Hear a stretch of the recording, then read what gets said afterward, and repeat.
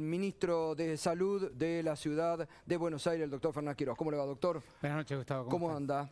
Bien, por suerte. Bueno, estos últimos datos que están surgiendo esta semana, muy estabilizada la situación en la provincia, casos que en la ciudad, en la provincia aumentan. ¿Cómo lo están evaluando ustedes? Bueno, nosotros lo comunicamos hoy a la mañana en conferencia de prensa, ¿no es cierto? Lo que estamos viendo estos últimos días, que estamos observando un cierto nivel de estabilización de los datos. Por supuesto que en esta enfermedad hay que ser muy prudente y ir viéndolo día a día, pero es un dato para seguir observando día a día, seguir trabajando, porque básicamente esto se logra con los dos grandes instrumentos que tenemos, es que cada uno de los ciudadanos tome la distancia apropiada, se cuide con el tapabocas y que el Estado intensifique todo lo que es el testeo sistemático y proactivo. Todo esto lo están todos haciendo, los barrios, digo, por ustedes. supuesto.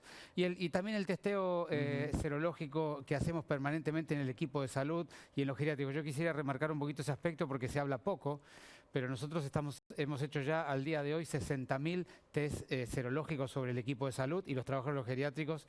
Hemos identificado más de 350 personas con PCR positivo, es decir, evolucionando la enfermedad sin saberlo, sin haberlo notado mientras estaban trabajando o en el geriátrico o en el hospital o en el sistema de salud. Y eso es un enorme golpe a la transmisibilidad del virus. Es rápidamente identificar quiénes están transmitiendo dentro del sistema y rápidamente aislarlos, ¿no? Sí. Ahora, doctor, digo, por el momento, y esperemos que siga así, ¿no? Aplanamiento en los casos, ¿se debe a que hay un mayor control, a que hay también responsabilidad de la sociedad, que se empiezan a cuidar más en los últimos días? ¿Cómo mayores controles que ustedes están dando? Es un fenómeno hipercomplejo que no se puede escribir solo una causa. Sí. El comportamiento social, el acompañamiento de las políticas públicas que el gobierno de la ciudad y este ministerio va proponiendo, el enorme esfuerzo que está haciendo la ciudadanía con un enorme costo social también, sumado al aumento del plan Detectar. Tenemos el plan Detectar en los 6 barrios populares más grandes de la ciudad y ya hoy con Horacio inauguramos el 11º plan Detectar en los barrios, en el resto de los barrios porteños. Bueno, eso ha dado resultado cuando se dio en la Villa 31, que se pudo controlar. En la 31, ¿no? En la 1114, son dos curvas que están descendiendo críticamente y en estos barrios del Detectar móvil, lo llamamos, que son el resto de los barrios porteños, por supuesto siempre con la colaboración del Ministerio de Salud de la Nación, la verdad que nos ayudan muchísimo en este plan. Hemos demostrado que en varios barrios de la ciudad también hemos dado vuelta a la curva, de manera que esa estabilidad tiene que ver con cierto nivel de aumento en alguna zona de la ciudad que todavía está en aumento y cierto nivel de descenso en otra parte de la ciudad, y ese es el trabajo del esfuerzo de todos. Doctor, lo hemos hablado en algunas oportunidades con usted, porque la verdad que yo destaco que ustedes siempre han manejado y ustedes manejan, y lo dice siempre también Horacio, con el gobierno nacional y con la provincia en forma muy mancomunada. Pero en las últimas horas han vuelto a surgir algunas voces que proponen esta teoría del rebaño. Que se libere y que se contagien los que se tengan que contagiar. Se lo pregunto a usted porque es una persona responsable y que responde, no se suma a voces políticas y responde desde la seriedad de la responsabilidad del cargo de ministro de Salud. Pero digo, ¿esto es factible o es una locura los que proponen esta teoría del rebaño? La teoría del rebaño es muy válida para muchas enfermedades, sobre todo aquellas enfermedades que tienen capacidad de ser tratadas con vacunas. Ahora, intentar la teoría del rebaño con esta enfermedad es un error conceptual que han cometido algunos países ya y han tenido Gran Bretaña. Gran Bretaña, por ejemplo, pero tantos otros. Es decir, que esta es una enfermedad que tiene tal nivel de contagiosidad y tiene tal capacidad de estresar y sobrecargar los sistemas de salud que no permite administrar una curva de casos de tal modo de ir logrando el rebaño de la sociedad. Más bien hay que tener una estrategia muy intensa de supresión, contener muy bien los casos, estar muy proactivo en la búsqueda de los casos, porque tiene más de la mitad de la gente es asintomática, o si quieren verlo de otra manera, más de la mitad de la gente que contagia lo hace en un periodo donde no tiene ningún síntoma, claro. O sea, o porque es asintomática o todavía no empezó con sus síntomas. Eso es lo que ustedes hablan como una ventana que la enfermedad da de 3 días que podés estar incubando.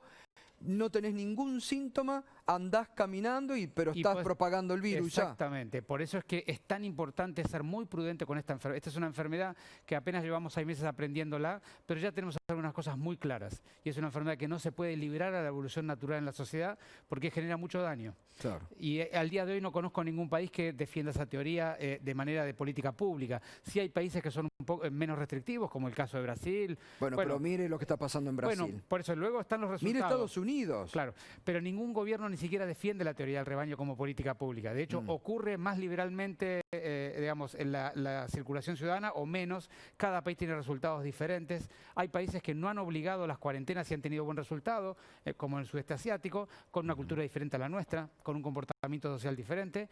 Pero la verdad es que nadie al día de hoy que yo conozca que trabaje seriamente en esto defiende la idea de liberar la enfermedad para que el rebaño haga su trabajo. ¿Y cómo se está con el tema de ocupación de camas, sobre todo de terapia intensiva en el ámbito de la Ciudad de Buenos Aires? Bueno, estos últimos días hemos tenido cierta estabilización también. Es un tema absolutamente casual porque no hay una relación directa entre los casos del día y las camas de terapia. Pero al día de hoy estamos en 54% de ocupación en las camas que están dedicadas de la terapia intensiva del subsector público a la atención de COVID. Luego el subsector privado está cerca del 55 al 57% en general de las camas de terapia intensiva para atender toda la problemática que ellos atienden. Doctor, y en cuanto a este índice que ustedes miden, que estaba arriba, lo contaba hoy a la mañana, estaba arriba del 1, ¿cómo sigue? El R, naturalmente en la medida que uno ve todos los días que hay cierta estabilización, el R va bajando. Nosotros tenemos el R sutilmente debajo de 1.1. Es decir que, como le decimos siempre a la ciudadanía, el esfuerzo que nos falta no es tanto, estamos cerca del 1. Cuando estemos debajo del 1, la curva seguramente va a empezar, va a empezar a desandar, pero la última parte del esfuerzo es muy difícil. Ahora. Y es ahora, efectivamente. Es decir, ha llegado en el momento justo estas restricciones, ¿cree usted? Espero, sí, claro que sí, y espero que sean suficientes para poder llevar el R debajo de 1 y que eso signifique para toda la ciudadanía de la Ciudad de Buenos Aires empezar un camino distinto. No sé si lo han estado evaluando, pero lo que se vio hoy es que la sociedad, por suerte, está acompañando y ha acatado, ¿no? Es que yo estoy orgulloso de la ciudadanía de la Ciudad de Buenos Aires, porque además mucha gente no está de acuerdo. Lo más valioso es que hay mucha gente que no está de acuerdo y nos está acompañando, lo que significa para nosotros como funcionarios una enorme responsabilidad y hacernos cargo de esa confianza y ese acompañamiento que nos dan. Y nosotros vamos a cuidar y vamos a ser respetuosos de esa confianza y vamos a desandar las medidas el primer día que podamos hacerlo. Ahora, doctor, por ejemplo, ¿qué les dice usted, reitero esto con la responsabilidad que han manejado el tema, a los que desde su propio sector político cuestionan la cuarentena? Sí, a mí yo siempre digo que las críticas solamente enseñan. Es decir, que todas las personas que cuestionan las políticas públicas que nosotros llevamos adelante son para escuchar, para reflexionar y ver qué se puede aprender de lo que otra persona piensa.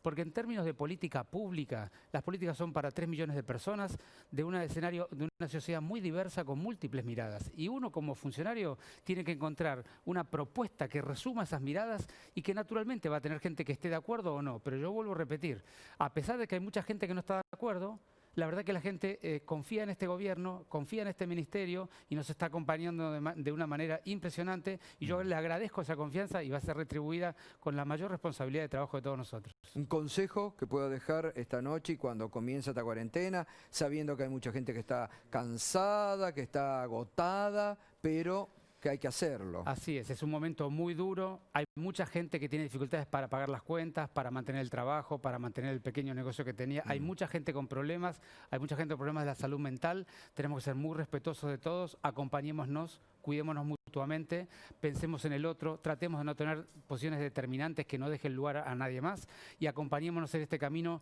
que es lo que nos queda por andar juntos para poder pasar esta drama y esta desgracia humanitaria. Doctor, le agradezco como siempre. Por favor, gracias por Gracias. Bien, el doctor Fernán Quiroga, el ministro de Salud.